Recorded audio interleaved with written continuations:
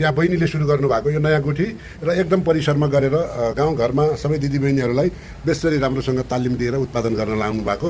यहाँ झोलाहरूदेखि लिएर पर्दाहरूसम्म पनि नेपाली उत्पादन। तपाईँहरूले पनि उत्पादन खरिद गर्न चाहनुहुन्छ अफिसको लागि एकदम राम्रा राम्रा सामानहरू छन्।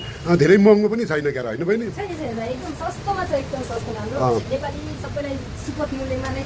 सबै 100% नेपाल मेड हो। यो मकैको विभिन्न यो अलैँचीको बोक्राको अनि त्यसपछि यो के को हो बहिनी? यो पनि अलैँचीको ल यो चाहिँ सिस्नुको भइहाल्यो होइन? यो मकैको यो चाहिँ मकैको मुस भन्नाले के हो यो मुस? यो पटेरको हो होइन बहिनी?